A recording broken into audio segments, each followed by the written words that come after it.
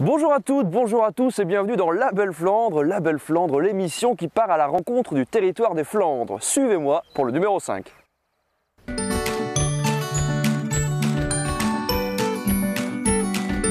Aujourd'hui, nous sommes au cœur de la forêt de Nieppe, à la Motte-au-Bois, avec le château que vous pouvez voir juste derrière moi. Je vais vous donner quelques indices sur le premier sujet qui va sortir. 3 indices: insomnie, grenouille, archevêque de Canterbury. Eric Vanneville, historien local, va vous expliquer tout ça. Nous sommes ici au château de la Motte-au-Bois, en forêt de Nieppe, à l'époque du roi d'Angleterre Henri II et de l'archevêque Thomas de Canterbury.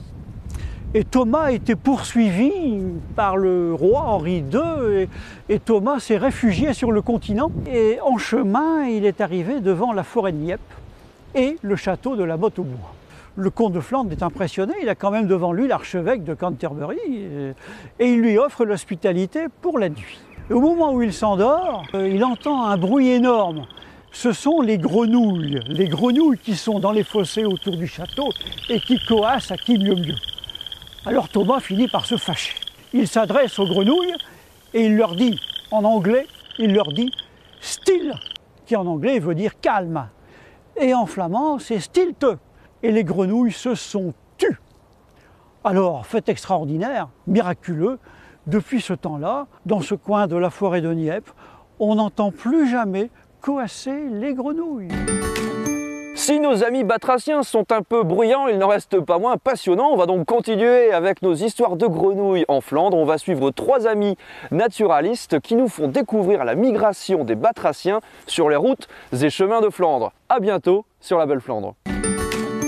Voilà, ce qui est extraordinaire, c'est effectivement la synchronisation. Quand on pense que ces animaux ont hiberné pendant 5 à 6 mois, donc dans un état ralenti, un état cardiaque, sans manger, sans bouger, et que à quelques minutes près, parfois, parce que les conditions de température, la date et l'humidité sont présents, sans se concerter évidemment, puisqu'ils sont tous dans des endroits isolés, vont sortir simultanément pour aller rejoindre leur point d'eau. C'est quand même un phénomène qui est extraordinaire, je trouve. Et là, on recherche donc les salamandres qui sont en train, non pas de pondre finalement, mais d'expulser vraiment leurs larves au bord de l'eau. Alors, pour que la migration des amphibiens puisse s'opérer, voici une bonne recette. Humidité à plus de 90%, des températures au-dessus de 6 degrés, et puis surtout de la pluie, si c'est le cas. Et à partir de là, les choses se mettent en place sur quelques jours à quelques semaines au maximum.